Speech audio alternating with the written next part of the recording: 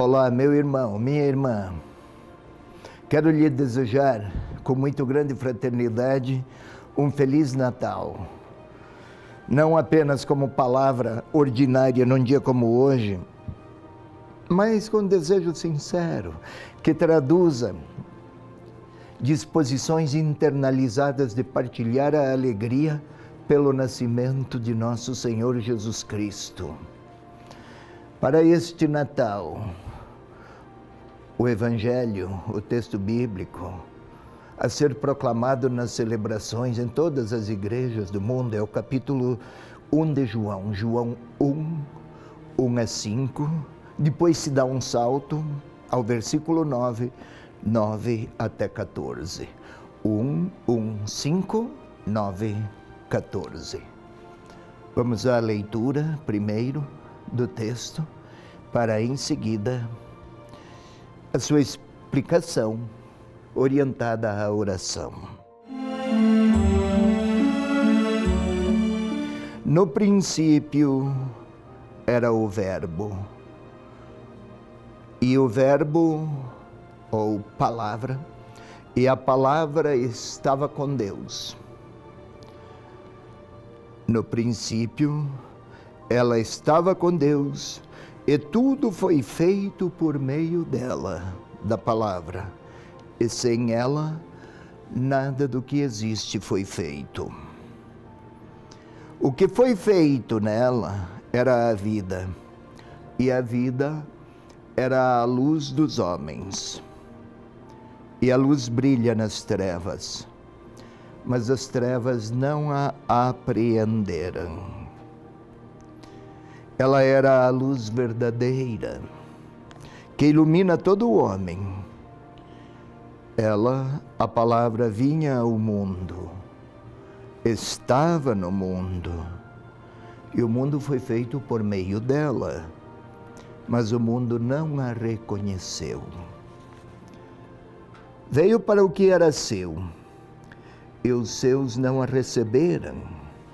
Mas todos os que a receberam, a eles deu o poder de se tornarem filhos de Deus, aos que creem no seu nome. Eles não foram gerados nem do sangue, nem da vontade da carne, nem de uma vontade humana, mas de Deus. E o Verbo se fez carne e estabeleceu a sua tenda entre nós, e nós vimos a sua glória, glória que ele tem junto do Pai, como Filho único, cheio de graça e verdade.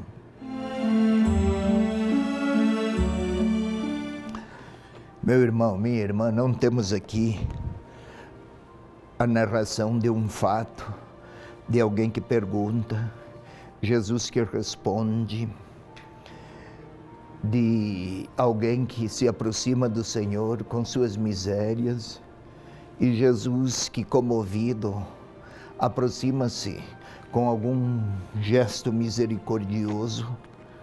Tudo é muito diferente.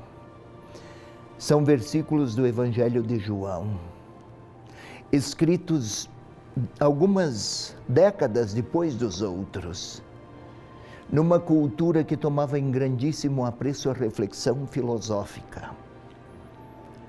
E antes de começar a narrar sobre os fatos de Jesus, o evangelista apresentou uma reflexão teológica, movida ou inspirada ou modelada por um vocabulário de tipo filosófico que circulava nos ambientes gregos. A cultura grega naquela época tinha algumas características de grande abstração.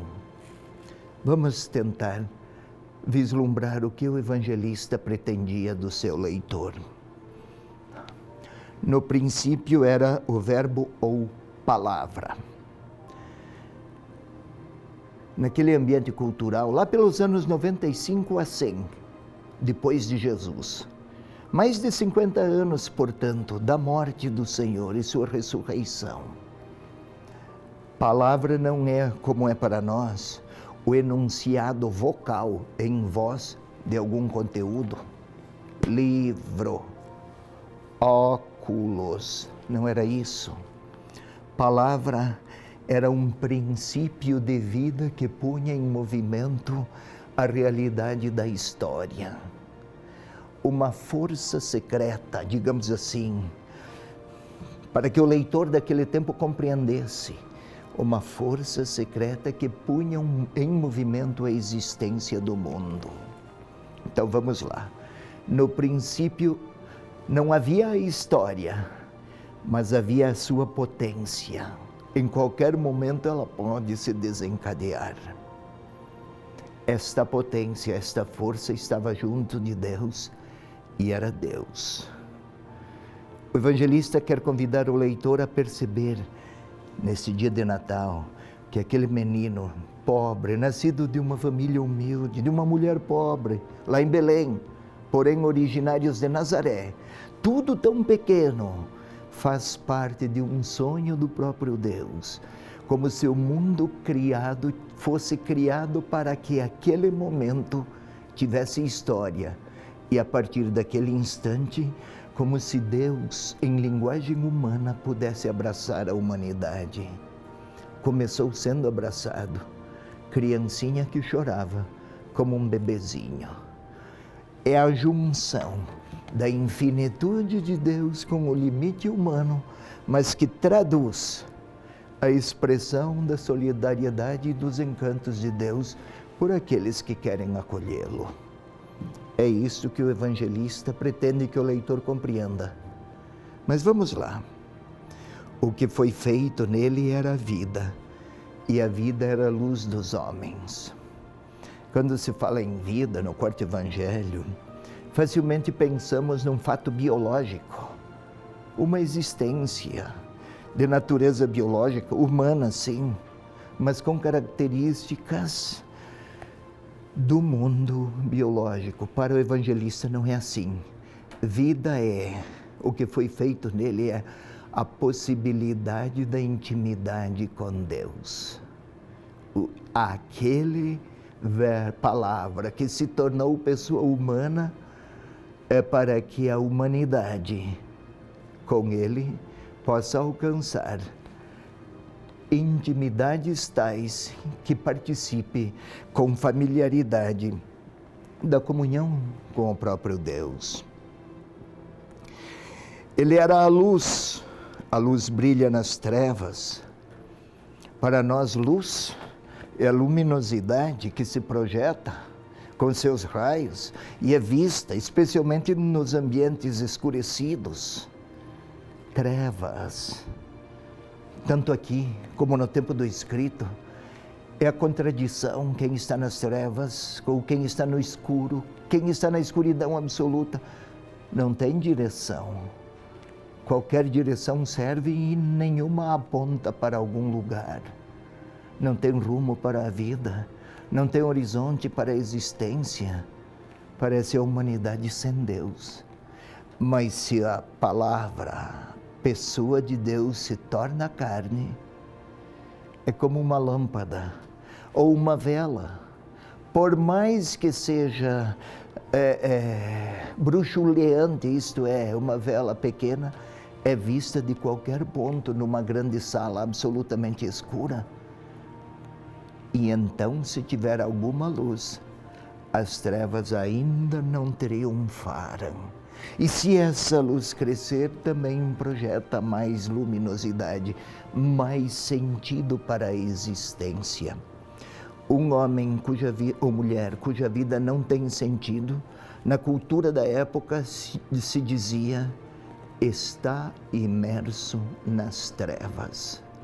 Se no mundo o verbo era a luz, a palavra se tornou luz, então é para que o mundo, por mais que esteja mergulhado em desorientações, ainda tenha esperança, porque a luz se fez visível. E era uma luz, ele era a luz verdadeira, que ilumina todo o homem. Aí está a intenção do evangelista, que a humanidade inteira seja iluminada pela verdade daquele princípio de vida que agora tem traços humanos, é abraçado por uma mãe, porque precisa da ternura materna para que a humanidade não fique sem esperança. E o Verbo se fez carne, ou a palavra se fez carne. O evangelista prepara todos os versículos para chegar a este 14. A palavra se fez carne e habitou entre nós, é assim que se traduz. Mas literalmente o evangelista escreveu: fez-se carne e estabeleceu sua tenda entre nós. A tenda não é uma casa definitiva. Agora aqui segue-se um caminho, mais adiante uma nova tenda, ela é reconstruída, refeita, vai-se adiante para dizer o quê? Assim o evangelista, para dizer que Deus, ao se fazer pessoa humana, quer participar dos caminhos da humanidade. Caminho, rumo, história, destino para a própria existência. A tenda nunca é uma edificação firme, mas ela é maleável, ela é flexível, ela é adaptável a todas as situações humanas, protege sempre e está sempre a serviço da humanidade. O evangelista, na realidade, pretende que o leitor compreenda: Deus se tornou humano para que todos os humanos possam compreender quão singelas são as ternuras infinitas de Deus. Feliz Natal, meu irmão, minha irmã.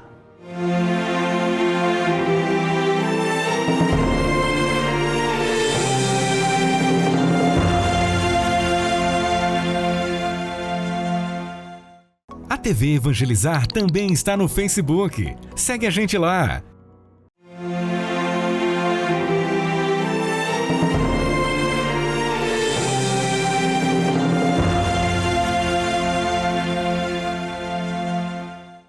Nesse dia de Natal, parece-me importante lançar um olhar contemplativo para as cenas de Belém.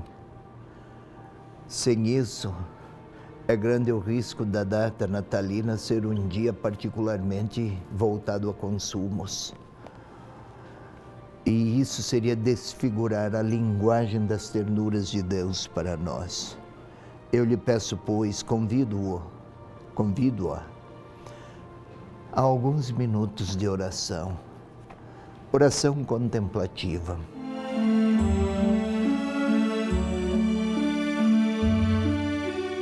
Vamos fechar os olhos, eu aqui, você aí. Respirar profundamente uma vez, profundamente e lentamente. É uma atitude tão simples, mas concentra as atenções, as sensibilidades, as nossas percepções. Façamos isso. Já fizemos uma ou duas vezes, façamos outras vezes mais. E agora juntos, você aí, eu aqui, e nós muitos, pelo Brasil afora, no mesmo momento, vamos pedir ao Espírito Santo que venha iluminar nossa mente, nossa inteligência, nossas capacidades de percepção, de interpretação daquele fenômeno tão humano e tão singelo, quase desconhecido se não fosse Lucas, o evangelista. Mas lá, aquele homem, a jovem esposa e mãe, aquela criancinha. Que possamos vislumbrar os traços de Deus em tudo aquilo. Vinde, Espírito Santo, enchei os corações dos vossos fiéis, acendei neles a chama do vosso amor. Enviai, Senhor, o vosso Espírito, e tudo será criado, e renovareis a face da terra. Agora vamos lá. Vou seguir o texto bíblico, mas eu e você vamos projetá-lo até Belém. No princípio era a palavra, e a palavra estava com Deus, era Deus. Vamos tentar imaginar a vila de Belém. Gente que chegava, que partia, mas a vila era pequena. Alguns campos, muitas grutas, um lugar muito pedregoso. Próximo da cidade, algumas famílias e também um casal lá por perto chegando. Ninguém pensaria nada a mais do que o que viam. Um casal pobre, a mulher grávida e o mundo inteiro em silêncio. Nunca o Império Romano fora tão poderoso. Os outros reis das vizinhanças, povos vizinhos, todos fortes. Mas lá estava aquela jovem, sabendo dos segredos de Deus.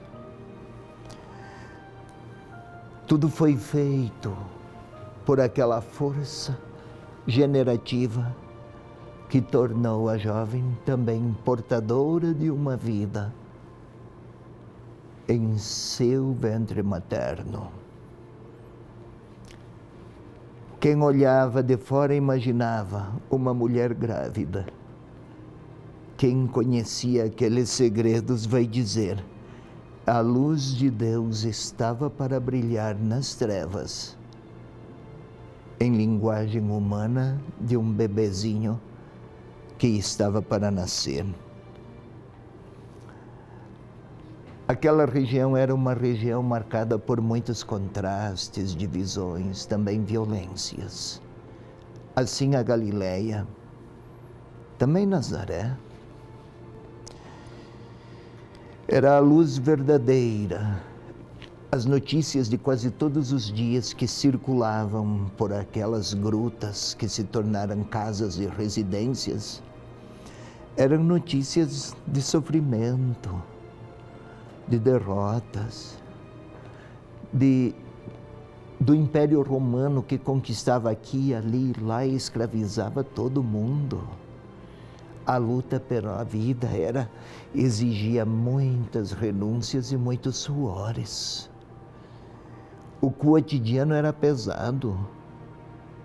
E uma criança que ninguém imaginava, eis que Deus tomava traços humanos. Estava no mundo, o mundo foi feito por meio dele, mas não o reconheceu. Quem podia imaginar? Esperavam um Messias. As notícias que dispunham eram as notícias de muitas desilusões. O Messias que esperavam ia responder a todos aqueles dramas e, quem sabe, expulsaria os romanos que tiranizavam a região. Era a expectativa, mas nunca pensavam que esse tal de Messias tivesse tamanha fragilidade. Deus quer ser reconhecido, não nas onipotências que sonhamos para nós, mas na simplicidade que o próprio Pai projetou para cada um dos seus filhos, humildes, mas nunca desamparados. Vamos observar: o Verbo se fez carne, habitou entre nós, e nós vimos a sua glória, vimos a glória. O evangelista pretende que o seu leitor participe com a sua força contemplativa daquela glória que tem traços de criança. Como perceber a onipotência de Deus Todo-Poderoso num bebezinho todo fragilizado, Deus começou assim. Agora vamos nos colocar naquelas cenas, como se estivéssemos, como se fôssemos nós, parecidos com aquele jovem marido, José, ou aquela mãe. Era escuro, era noite. Talvez a sensação fosse de que Deus teria se esquecido deles. Talvez tivessem eles pensado, será que Deus não participava daqueles momentos exigentes? Quem sabe aquela jovem caminhasse com muitas dificuldades, ou então estivesse ela a cavalgar sobre um jumentinho, e o marido puxasse o animalzinho. Senhor Deus, não seria Ele grande? Não seria a revelação das glórias do Altíssimo? Não seria Ele o onipotente que venceria todos os adversários e inimigos de Deus? Poderiam ter aqueles dois jovens, poderiam ter eles mergulhado no desânimo. E talvez eu também, cada um de nós, com nossos desânimos e cansaços, estamos lá a contemplá-los. Como eles conseguiram, como fizeram, o que lhes fortalecia. Os dois colocaram nas mãos de Deus cada passo daquela noite que se apresentava difícil. Mas eles sabiam, Deus nunca deixa sem respostas aqueles que o amam. Se aquela jovem mãe nos encontrasse, que nos diria ela? Que palavras teria para nós? Às vezes somos tentados ao desânimo. Provavelmente ela olharia nos olhos de cada um de nós. E aquele jovem marido, José, com um sorriso humilde, Deus não deixa sem respostas. Nunca perca a esperança. Mas vamos observar, o Verbo era a luz verdadeira, que ilumina todo o homem. Tudo no mundo foi feito por Ele. E talvez está lá o jovem José com aquela mãe a repetir, olhando nos olhos de cada um de nós, nos meus olhos, que estou a contemplar aquelas cenas. Talvez ele esteja a repetir, eu confio, Ele não nos abandona. E eles queiram dizer a nós, provavelmente eles querem fazer isso. Neste Natal, ponha nas mãos do Pai. Ele acompanha. Talvez eles o façam até com um nó na garganta, comovidos, cansados, uma viagem longa. Mas de onde tiveram tantas forças? Talvez eles queiram dizer, chegamos até aqui. Olhe, com que limites, mas chegamos. E queiram dizer a nós, nunca se esqueça, Ele não abandona. E o Verbo se fez carne e habitou entre nós. Agora seria isso.